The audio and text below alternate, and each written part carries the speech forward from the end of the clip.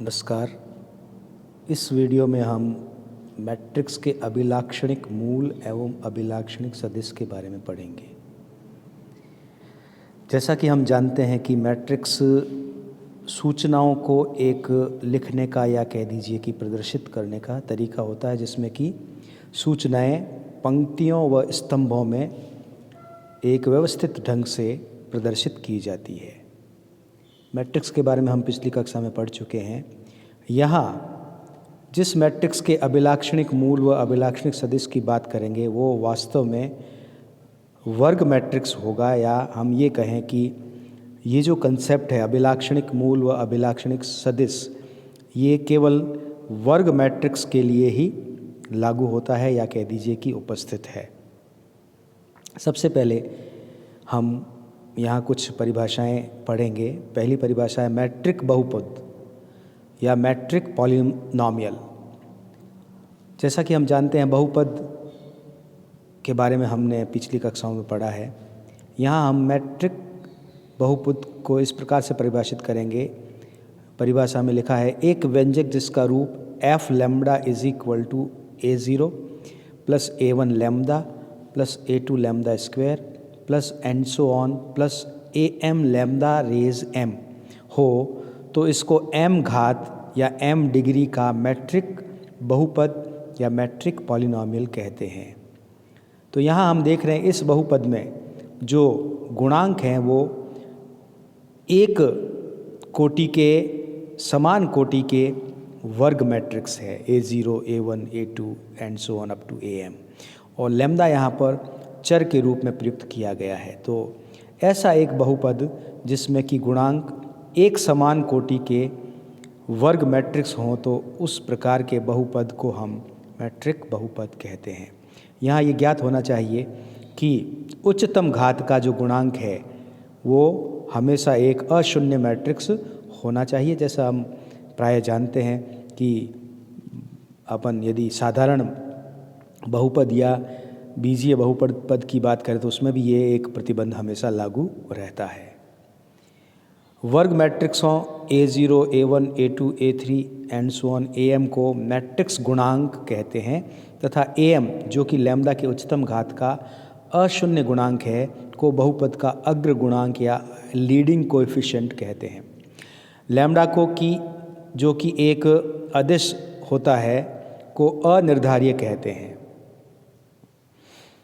Note कर सकते हैं, टिप्पणी है, उपयुक्त परिभाषा के अनुसार प्रत्येक वर्ग मैट्रिक्स A को हम शून्य घात का मैट्रिक बहुपद कह सकते हैं, क्योंकि A एक वर्ग मैट्रिक्स है तो A को हम लिख सकते हैं A बराबर A लैम्बडा घात 0। कुछ परिभाषाएं और हम यहाँ परिभाषित करेंगे जो कि कंसेप्ट को समझने में काम आएगी। तो यहाँ लिया गया है, माना A एक n क्रॉस n कोटि का वर्ग मैट्रिक्स है, या ये कहिए कि A एक n कोटि का वर्ग मैट्रिक्स है तथा लैम्बडा एक अनिर्धारीय अदिश है, तो हम निम्नलिखित परिभाषाएं देते हैं। पहली परिभाषा है अभिलाक्षणिक मैट्रिक्स। वर्ग matrix A minus lambda I, जहाँ I n कोटि का इकाई मैट्रिक्स है, को A का अभिलाक्षणिक मैट्रिक्स कहते हैं। मीन्स यदि एक वर्ग मैट्रिक्स में से यदि उसी कोटि का इकाई मैट्रिक्स, जबकि इकाई मैट्रिक्स को एक लैम्बडा राशि से गुणा करते हुए बन लिया गया है, और A में से घटा दें तो इस प्रकार से प्राप्त व्यंजक को या मैट्रिक्स को, क्योंकि ये भी एक नया मैट्रिक्स होगा, A माइनस लैम्बडा I भी एक मैट्रिक्स है, तो इस मैट्रिक्स को हम अभिलाक्षणिक मैट्रिक्स कहते हैं। ये A का अभिलाक्षणिक मैट्रिक्स A का अभिलाक्षणिक मैट्रिक्स कहलाएगा।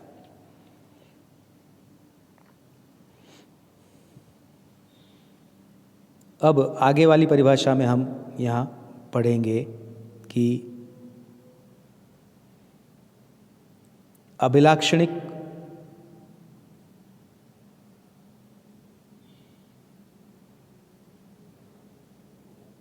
मैट्रिक्स हमने पढ़ा।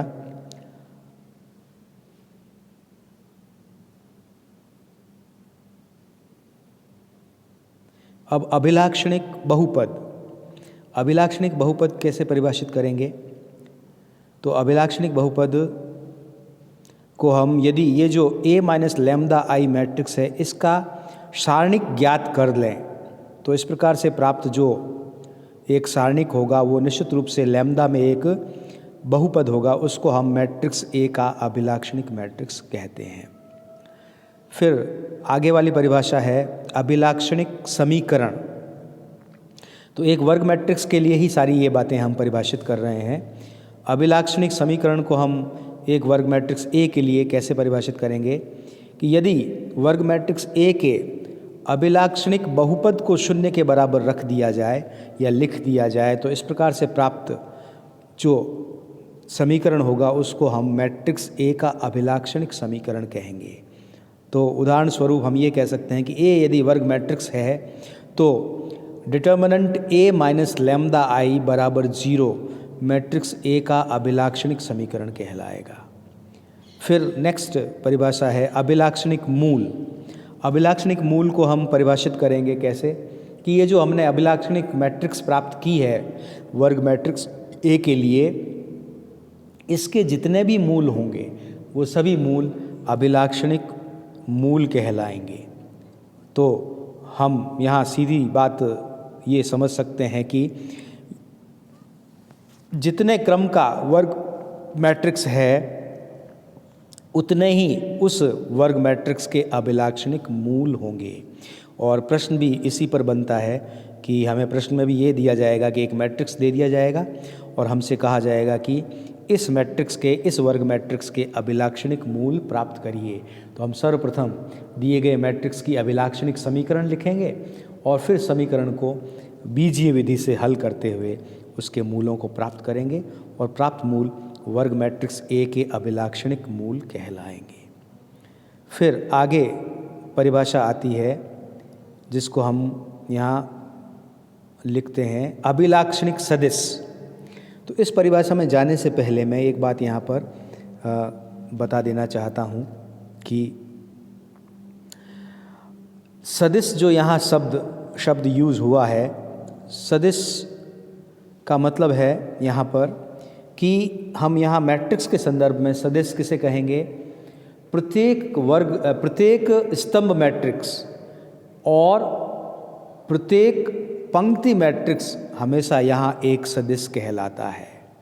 तो जितने भी एक वर्ग मैट्रिक्स में जितने भी पंक्तियाँ हैं या जितने भी स्तंभ हैं वो इंडिविजुअली एक एक करके अपने आप में वो क्या है, सदिश हैं।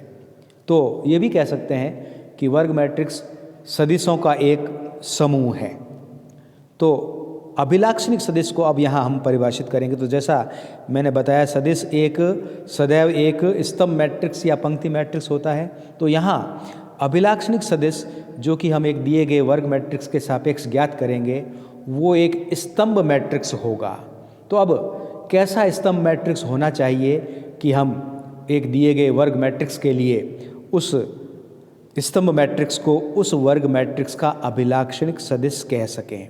तो परिभाषा देखिएगा यहाँ पर इस प्रकार से परिभाषित की गई है। एक वर्ग मैट्रिक्स ए का एक अभिलाक्षणिक सदिश जिसे कैरेक्टरिस्टिक वेक्टर और लेटेंट वेक्टर और आइगेन वेक्टर इन सब नामों से भी इंग्लिश में जाना जाता है। तो एक वर्ग मैट्रिक्स ए का एक अभिलाक्षणिक सदिश उसके एक अभिलाक्षणिक मूल लैम्ब्डा के संगत कोई एक अशून्य नॉन ज़ीरो कहते हैं सदिश x होता है, जो कि समीकरण ax is equal to lambda x या a minus lambda I bracket बंद x इज इक्वल टू 0। तो ये जो 0 दिख रहा है ये साधारण 0 न होके और ये शून्य मैट्रिक्स है को संतुष्ट करता है।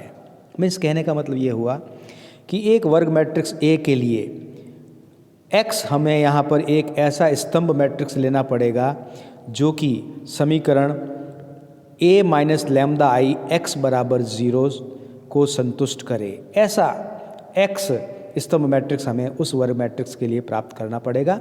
और यहाँ हम ये भी देख रहे हैं कि प्रत्येक अभिलाक्षणिक मूल के संगत हम उसके अभिलाक्षणिक सदिश ज्ञात करेंगे। तो यहाँ ये बात निश्चित रूप से क्लियर हो गई है कि जिस अभिलाक्षणिक जिस दिए गए वर्ग मैट्रिक्स के लिए अभिलाक्षणिक सदिश ज्ञात करने होंगे तो सबसे पहले हम क्या करेंगे, उसके अभिलाक्षणिक मूल ज्ञात करेंगे और फिर एक एक करके मूल लेंगे और हर मूल के सापेक्ष उसके अभिलाक्षणिक सदिशों को प्राप्त करेंगे। तो जितने मूल होंगे उतनी बार हमें उनके लिए अलग अलग अभिलाक्षणिक सदिशों को प्राप्त करना है।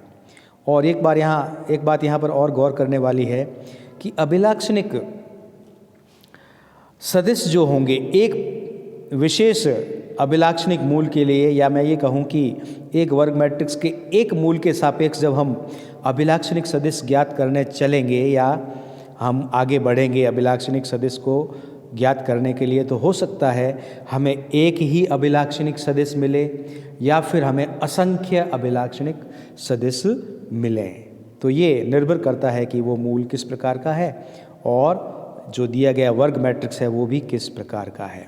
तो यहाँ पर ये कह सकते हैं कि अभिलाक्षणिक सदिशों की संख्या या तो एक होगी या फिर अनंत होगी। आगे लिखा है मैट्रिक्स ए के एक दिए हुए अभिलाक्षणिक मूल लैम्ब्डा के संगत सभी अभिलाक्षणिक सदिशों के समुच्चय को उस सदिश द्वारा जनित सदिश समष्टि कहते हैं। देखिए यहाँ पर बात क्लियर हो गई कि लैम्ब्डा के एक से अधिक अभिलाक्षणिक सदिश होंगे और इन सारे अभिलाक्षणिक सदिशों को जो कि लैम्ब्डा के सापेक्ष हमने ज्ञात किए हैं को एक साथ हम उस लैम्ब्डा मूल के लिए सदिश समष्टि कहते हैं। टिप्पणी में यहाँ पर देख सकते हैं कि उपयुक्त परिभाषाएं एक विकर्ण मैट्रिक्स के संदर्भ में सरलता से समझी जा सकती है। तो देखिए विकर्ण मैट्रिक्स लिया है, तो विकर्ण मैट्रिक्स से देखिए यहाँ पर वही A माइनस लैम्ब्डा ये x समीकरण बनाते हुए समीकरण को आगे बढ़ाया है। तो यह सरलता से देखा जा सकता है कि किसी भी वर्ग मैट्रिक्स के विकर्णीय अवयवों का योग ट्रेस उसके अभिलाक्षणिक मूलों के योग के बराबर होता है। ये बहुत ही महत्वपूर्ण एक गुणधर्म है कि यदि हम किसी भी वर्ग मैट्रिक्स के अभिलाक्षणिक मूलों को ज्ञात कर लें और हम यदि ये चेक करना चाहें या कह दीजिए कि हम ये जस्टिफाई करना चाहें कि हमने जो प्राप्त किए हैं वो मूल सही है कि नहीं, तो उस दिए गए वर्ग मैट्रिक्स के विकर्णों के अवयवों का योग मीन्स उस मैट्रिक्स का ट्रेस ज्ञात कर लेंगे और ट्रेस जितना होगा वही उन सभी अभिलाक्षणिक मूलों के योग के बराबर होना चाहिए। ये प्रश्नों के हल की सत्यता को परखने में भी लाभदायक सिद्ध होता है, लिखा हुआ है। और एक और गुणधर्म है किसी भी वर्ग मैट्रिक्स की सारणिक का मान उसके अभिलाक्षणिक मूलों के गुणनफल के बराबर होता है। यह गुण भी प्रश्नों को हल करने या उनकी सत्यता को परखने में काम आता है। आगे हम कुछ प्रश्न अभिलाक्षणिक मूलों और अभिलाक्षणिक सदिशों पर पढ़ेंगे और हम समझेंगे कि किस प्रकार से प्रश्नों को हल किया जाता है, क्योंकि इस टॉपिक में इसी प्रकार के प्रश्न पूछे जाएंगे। परीक्षा में हमें एक वर्ग मैट्रिक्स दिया जाएगा और वर्ग मैट्रिक्स के अभिलाक्षणिक मूल व अभिलाक्षणिक सदिश ज्ञात करने होंगे, ऐसे प्रश्न पूछे जाते हैं।